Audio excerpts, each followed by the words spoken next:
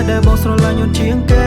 You might never want yeah ទោះបីនៅឆ្ងាយតែប្រៀបបានដូចនៅចិត្តបើបាននៅក្បែរបងនឹងបានអបរត់ពេលបាននៅក្បែរអូនបងអស់កង្វល់បងលែងកើតអូនដូចជាគ្រាប់បីរំលែកចេញមកជាថ្នាំតើណានៅក្នុងបេះដូងបងលើកភ្ញាប្រើដូចជាត្រូវខ្មោចឡង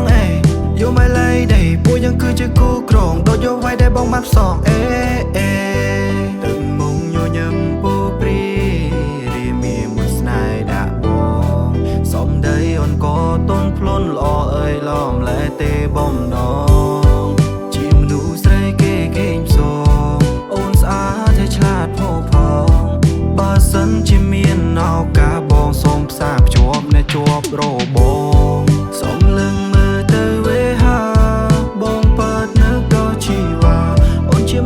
ដែលបងស្រឡាញ់យន់ជាងគេ You might never want yeah ទោះបីនៅឆ្ងាយតែប្រៀបបានដូចនៅចិត្តបើបាននៅក្បែរបងនឹងបានអបរត់ពេលបាននៅក្បែរអូនបងអស់កង្វល់បងលែងកើតអូនដូចជាគ្រាប់បីរំលែកចេញមកជាថ្នាំតើ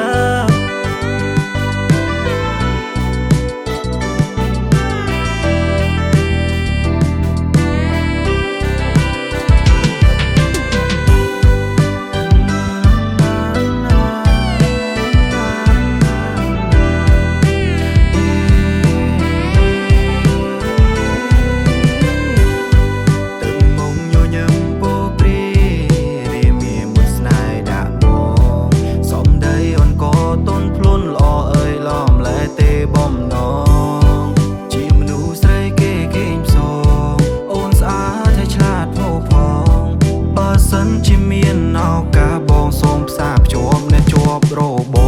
ងសូមលឹងមើលទៅវេហាបងប៉ាត់នៅដល់ជីវ៉ាអូនជាមនុស្សតែម្នាក់ដែលបងស្រឡាញ់យន់ជាងគេ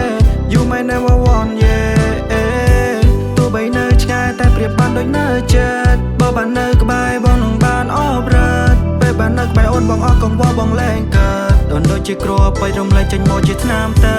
ណានៅក្នុងបេះដូងបងលើកភ្ញាប្រើដូចជាត្រូវខ្មោចឡងYou my lady ពួកយើងគឺជាគូក្រងដូចយកវាយដែលបងបានផ្សង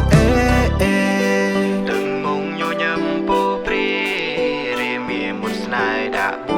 ងសំដីអូនក៏ទន់ភ្លន់ល្អអើយឡំលែទេបំណង